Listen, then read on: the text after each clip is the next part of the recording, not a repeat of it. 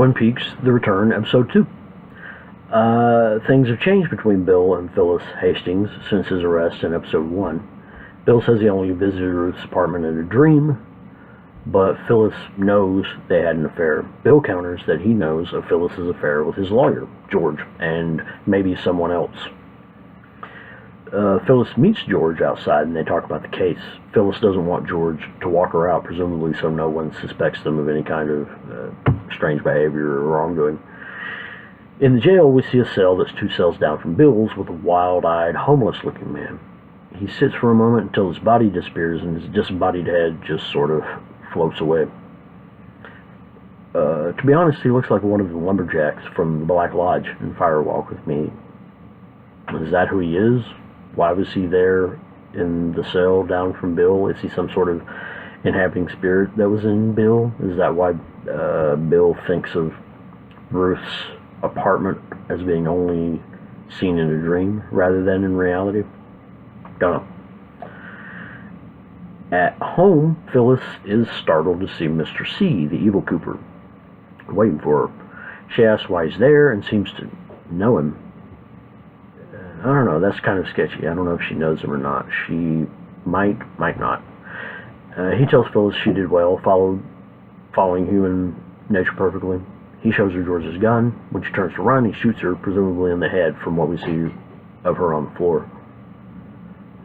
Note, he appears to shoot her through her left eye, which is where Ruth Davenport's head also seemed to be shot in Episode 1. Was this just a stylistic choice? I don't know. Was there a connection there? Another note is when he shoots her, there's a strange ripple around her in the shot, and I don't know exactly what that meant. Does that mean there was something else there? Maybe something inside her that was pushed out of her whenever she was killed? I don't know. Another one of the inhabiting spirits?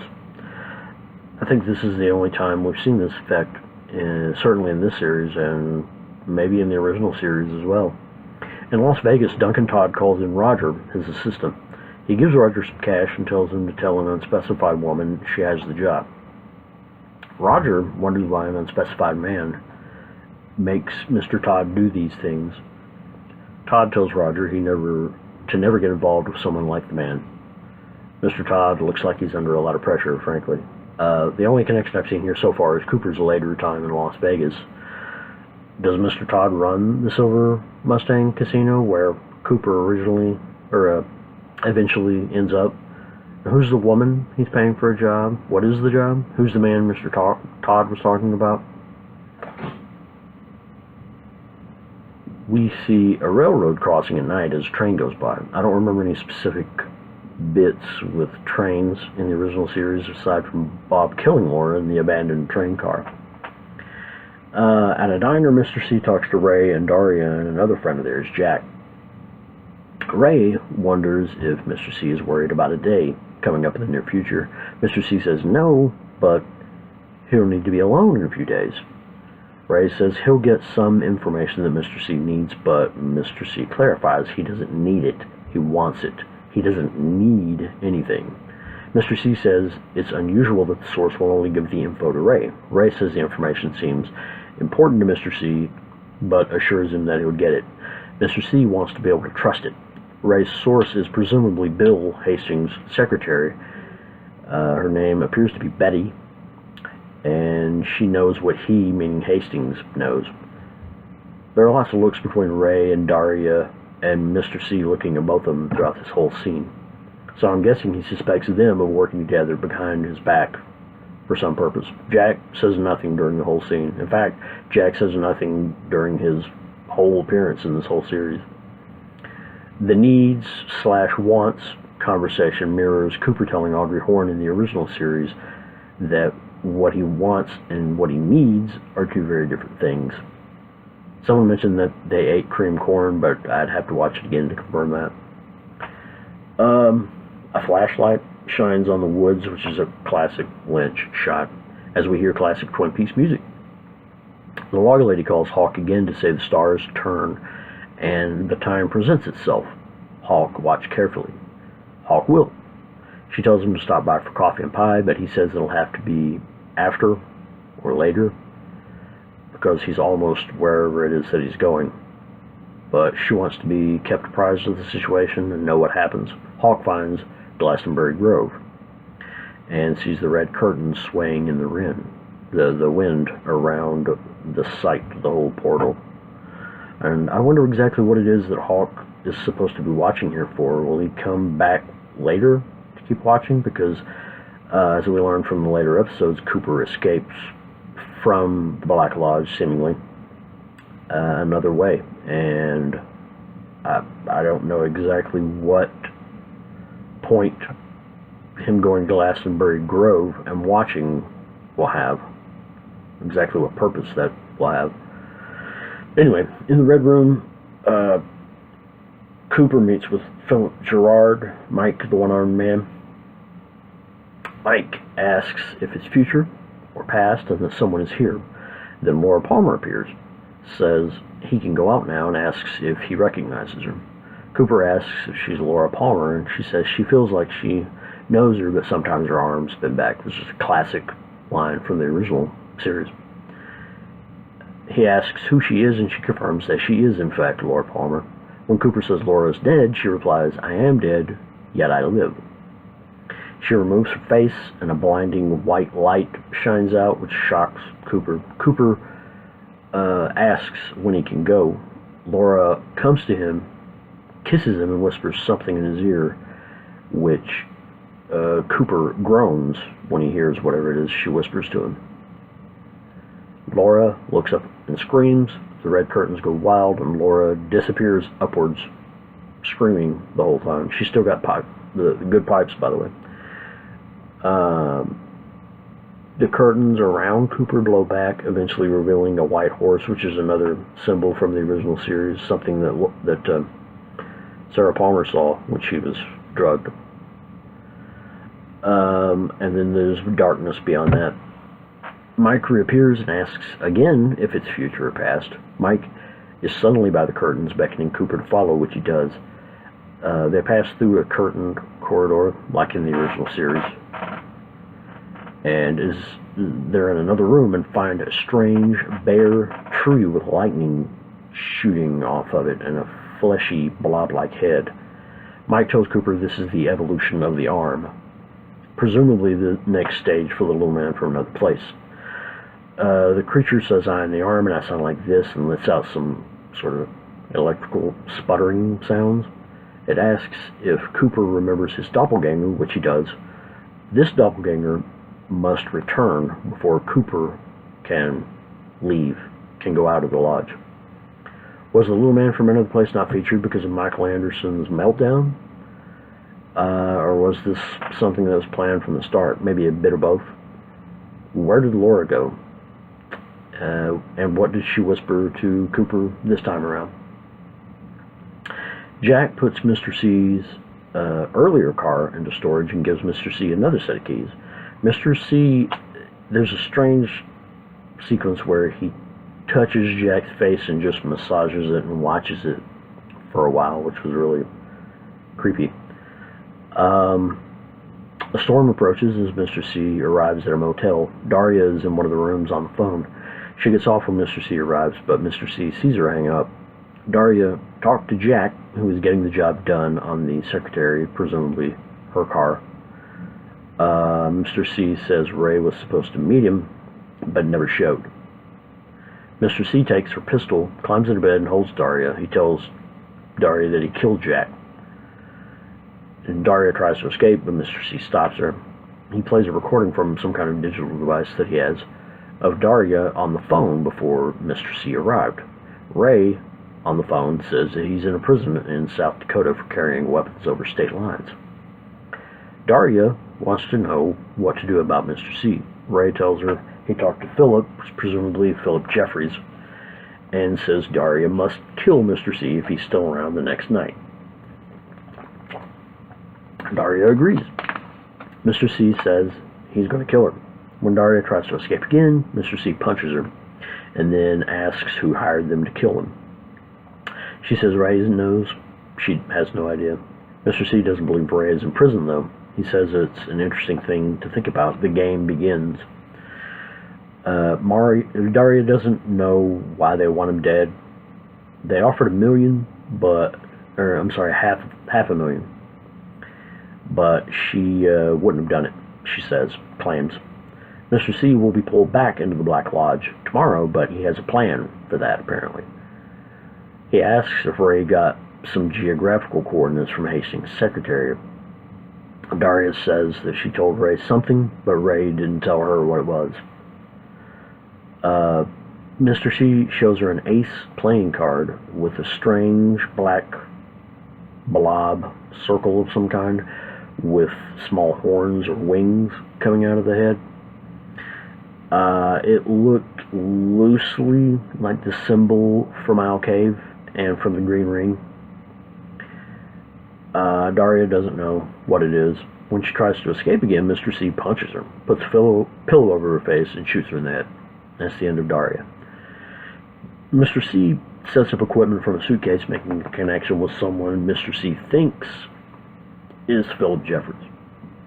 Jeffries says Mr. C's late, but he missed Mr. C in New York, and he knows he's still in Buckhorn. Does Mr. C being in New York have anything to do with the mysterious billionaire in the glass box? Mr. C replies, "And you're still nowhere, is that correct?" Mr. C is shocked that Jeffrey knows he met Major Darling Briggs, and Jeffries tells him that he just called to say goodbye.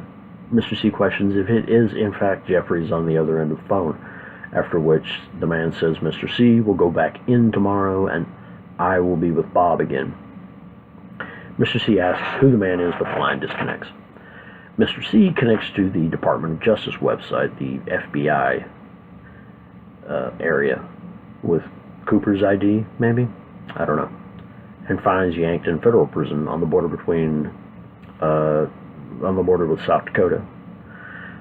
Is this where Ray is? Who knows? He downloads information on Yankton to his digital device, and in the room next door, Mr. C asks a woman named Chantal, played by Jennifer Jason Leigh, to clean up the crime scene. Chantal's glad Daria's dead because she was jealous of her. Mr. C wants Chantal and her husband Hutch in a certain place at a certain time in a few days, but doesn't specify what that is.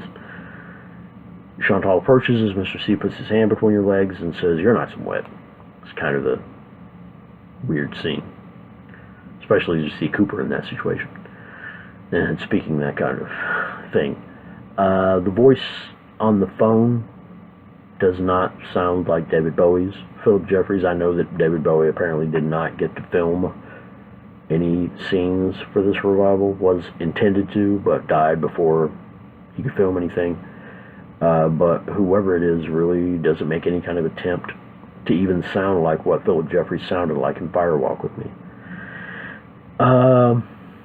Even Mr. C, who presumably knew Jeffries, or thought he knew Jeffries, or someone he thought was Jeffries, eventually realizes it's not him. So who was on the phone claiming to be Jeffries? Who are Chantal and her husband, Hutch? Where does Mr. C want them to be in a few days? I'm assuming that it has something to do with finding Ray, getting into the prison maybe, and getting Ray, and then them helping him break out somehow. Who knows? In the Black Lodge, the Arm tells Cooper 253, time and time again, "Bob, Bob, Bob, go now." Cooper and Mike leave. Cooper ends up alone in another one of the curtained corridors, but Cooper can't leave from here. He goes back, but the room's empty. Cooper finds another room with Leland Palmer, or maybe his doppelganger, who tells Cooper to find Laura. Cooper finds a kind of optical illusion between curtains from which some lightning flashes, and he escapes through this portal, whatever it is. The next room is unfocused. As we see the statue and Mike with the arm, Mike says something's wrong. The tree says my doppelganger. Cooper finds another corridor with the statue. When he tries to leave, he sees a highway from above with Mr. C's car approaching. The statue turns into the Arm, or maybe it's the doppelganger that I mentioned earlier, which goes wild. And I'm guessing that whatever that 3D optical illusion was that he passed through put him in some other area of the lodge with the doppelganger. I don't know. The Black Lodge goes wild as the zigzag floors actually become three-dimensional before they part completely while the arm says non-existent. And Cooper drops into the water underneath, whatever that is. Cooper falls through space and lands in the glass box in New York. We again see the scene with Sam and Tracy and the missing guard looking for them. Cooper floats inside the shaking box. The box seems to shift back and forth in space several times before he disappears into the void space again, and the box goes back to normal. Is the box for attracting and or trapping Cooper? Who knows? Or maybe the thing that appears after him and kills Sam and Tracy. Was the thing chasing Cooper? If this was made to see or catch Cooper, then why is the mysterious billionaire doing all of this?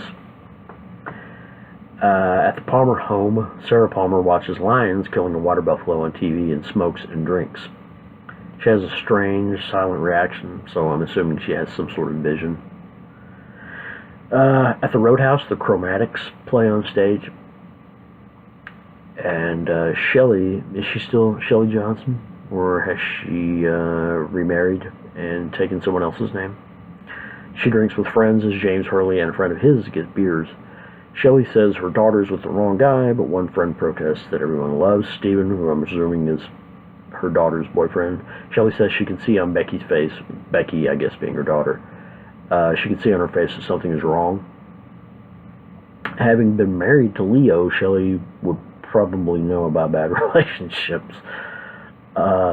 When James sees Shelley, he gets very serious. And we think for a second maybe he's looking at her, but one of Shelley's friends notices that James is staring at another friend of theirs. Apparently he's not looking at Shelley at all. The first woman thinks something's wrong with James, but Shelley tells her that James got quiet after a motorcycle accident. But James is still cool. He's always been cool, which was nice to hear. Shelley notices Red at the bar, played by Balthazar Getty, as he points and smiles at her, and she smiles back. James keeps watching them. Has Shelley remarried? If so, who did she marry? Bobby? Is he the father of her daughter? Or maybe it's Gordon Cole. I don't know. What's with Shelley's daughter Becky and her boyfriend Stephen? Are they the new Laura and Bobby dealing drugs? Is this a replay of Shelley's abusive relationship with Leo? How are James and Shelley connected, if they're connected at all? I don't recall them meeting in the original series, so they must have known each other in the years between, because Shelley seemed to genuinely like James and defended him to her friend. Why does James stare at Shelley's friend? Who's Red? Presumably he's not the father of her daughter, as they seem separate from each other but involved somehow. Lara Flynn Boyle has not returned to the series as Donna Hayward. I'm wondering if perhaps the motorcycle accident that Shelley mentions, if perhaps she was killed in that accident, maybe? It's a good question. So that's the end of my video about the second episode of the new Twin Peaks. Thanks.